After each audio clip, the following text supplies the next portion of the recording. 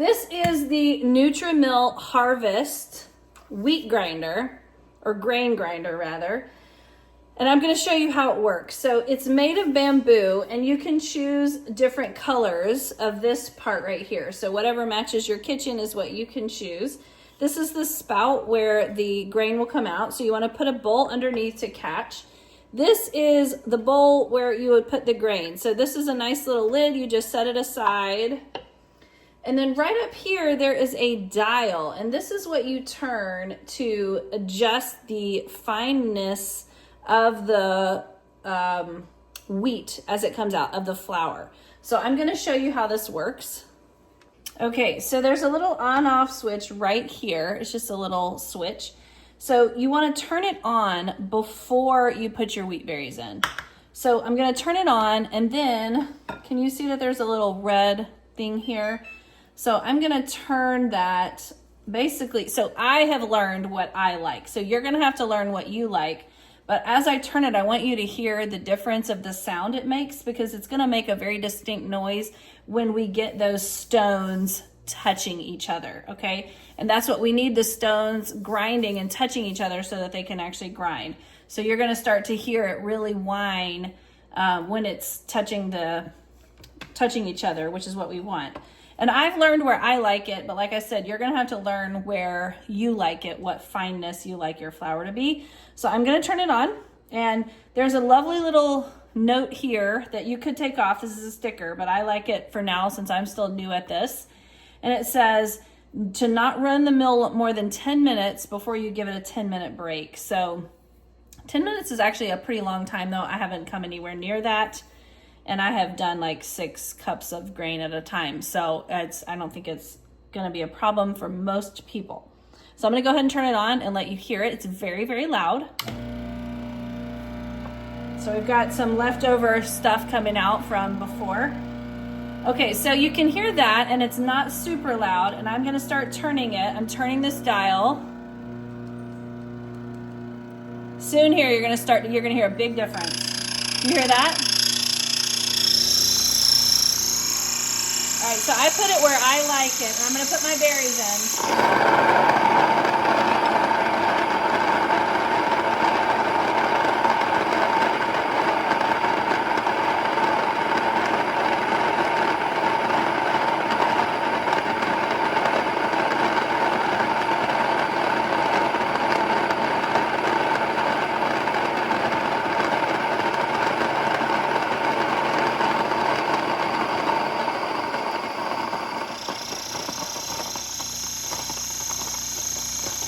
Okay, so now it's done, so I'm going to turn this back, turn it back around, and then I'm going to turn it off.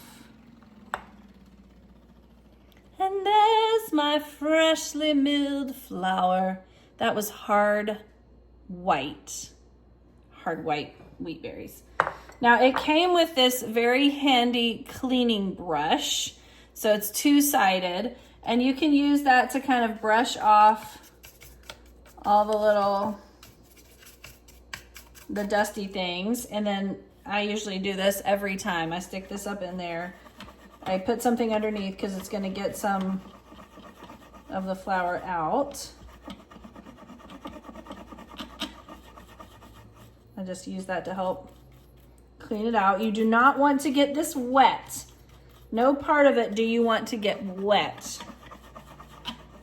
especially the stones. And I'm going to show you the stones now. So this little button here, you can actually push it down and then rotate your bowl just a little bit, and then it lifts right off. So that's the bowl itself.